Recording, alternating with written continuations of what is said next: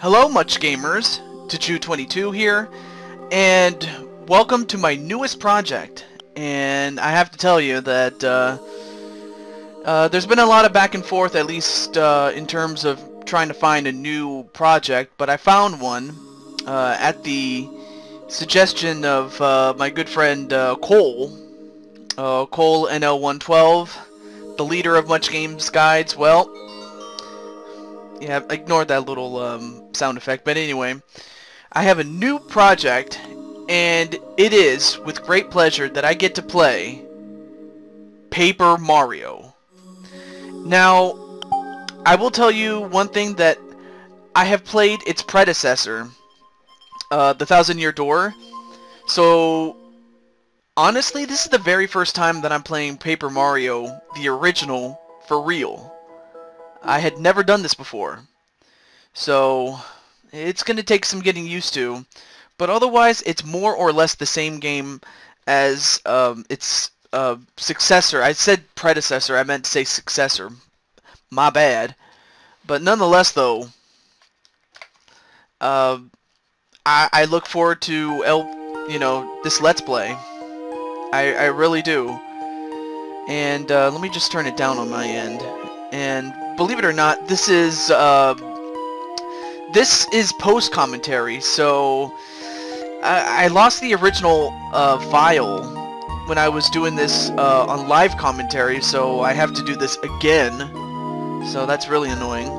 But nonetheless, though, we have the story of a fabled treasure known as the Star Rod, and it is guarded by 7 star spirits. And up to this point, we never knew about that. This is brand new. That was, and then... Speaking of, and then... Who stuck that weird thing into this story? Oh, God. Yep. I had a feeling he was gonna just come in and ruin it. And that guy is Bowser. So, as if taking the Star Rod was not bad enough. Oh gosh. I mean, as if Bowser wasn't bad enough, you give him more power? That's like...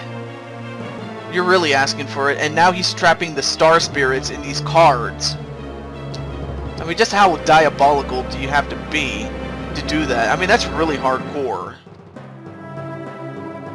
It was just...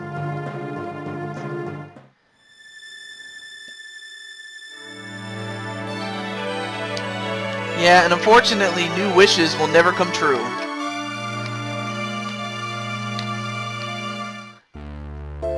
And as that happens, welcome officially to Let's Play Paper Mario. So I'm just going to take the time to name the file. I forgot what I said in my original audio take that unfortunately I couldn't find. And of course I was experimenting with the controller at the time. You know, just to find out exactly how to work the game, of course. But otherwise it works just like Thousand Year Door. It's just a little different. But I mean, what do you guys think? I mean, what do you guys think of the Paper Mario series? Do you think it should go back to this style of RPG type of game, or do you think it's good as it is? Because I mean, Color Splash, I mean, it's okay, but it just does not. It's just not. It just doesn't have the fun factor here. It really doesn't. So anyway, I'm just gonna sign in, and surprisingly, my YouTube name barely fits. And thankfully, it had the numbers, because, you know, some games don't even give you the option to put numbers in there. But there it is. There's my name right there.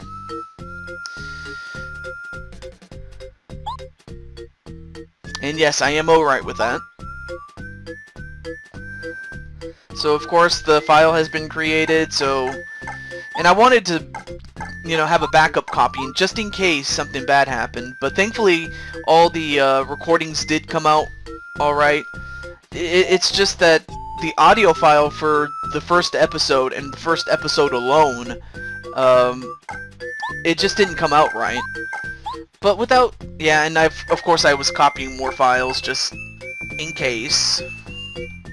But as this happens, I mean, there I am just wondering what is going to happen in this game. I mean, of course I've seen LPs of it, but yeah, what can I say? So we're at Mario's house, and then we have a Paracoopa. And apparently he's the postman. Didn't even know that.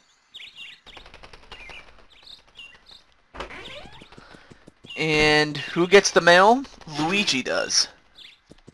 I'll tell you one thing, Luigi, ever since the year of Luigi, he's been getting a lot of street cred as of late, but here, he's just Luigi. Though some people will just say otherwise, really. So we have a letter from Princess Peach. Oh, so you're saying that Mario is illiterate? That he has to read for him? Really? I mean, that's practically what I said in the original take of it. And of course, like, what she's saying doesn't even match what was written in the letter itself. Like, if you just look at the letter, it doesn't even match. It just doesn't. But it's a Nintendo 64 game, so I take it they really couldn't do much with it. They just had to put something up there. But it just starts very weirdly, much like Nintendo, or not Nintendo, excuse me, Super Mario 64. All kinds of entertainment. Well, what are you gonna do to entertain us, huh? Peach? But of course, this was back in 1999. Or, excuse me, 2001, but it could have just as easily been in 99. Anyway, we are in Toad Town, so there's my hometown right there.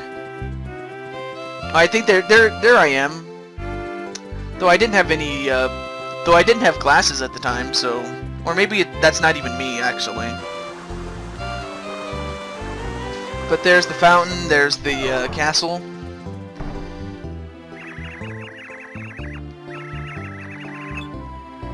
That's right, Luigi.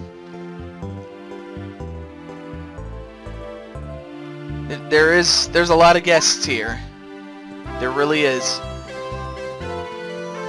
So there's two Toad girls. Hey babe, what's up? Oh, she's been waiting, okay. Okay. Oh, she's been looking forward to me, okay. She's been restless. Oh, snap. I mean, I knew I was popular as Mario, but I didn't realize that Mario was a playa, if you know what I mean. That's, if you don't know what I'm talking about, it's just, you know, Mario can get the women. It just so happens that he gets Peach, of course, and I guess that could have been me, but oh well. So we have the mayor from the Shiver region, and one thing I will say about this is that you already ate too much. Jeez, any more and you're gonna get fat. I have a bad premonition about that, and you're tasty.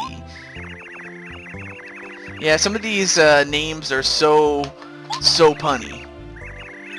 Very, very punny. You have to go shopping. Well, do remember Tasty for later, though. Apparently you can jump on top of boxes and... Oh, so he wants to be an Iron Chef, huh? Yeah, cooking is very fun. Only problem is, if you make a mistake, you'll just end up with burnt food. So yeah, I'm not very good at cooking. I'm good at eating it, but I'm not good at cooking, so...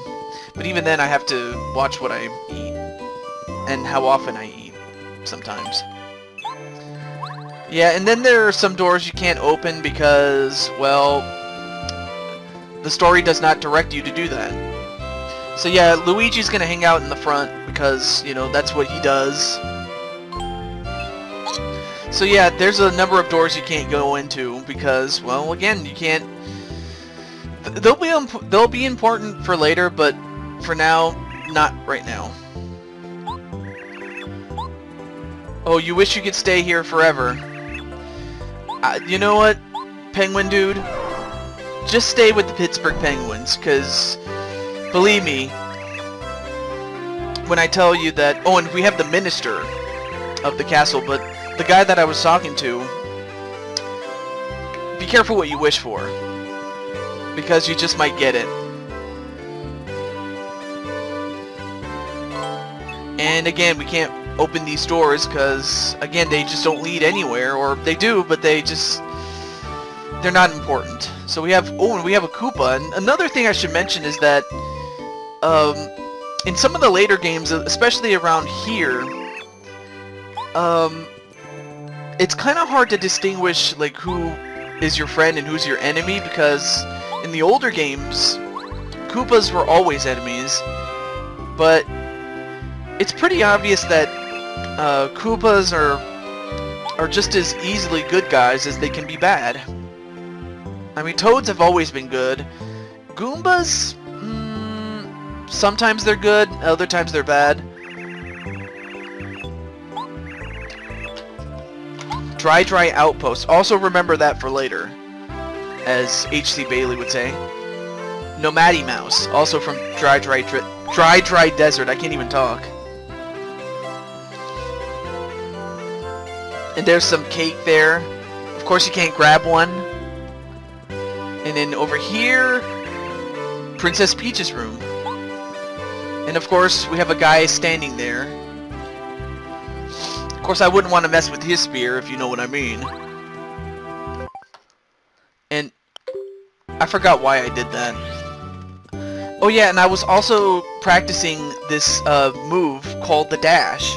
And it's only available in this game. You can't do it in the next couple of games, especially the second one, Thousand Year Door. So it's only available in this game. I don't know why they took that out, but I guess maybe... I really don't know why they took that out. I really don't know.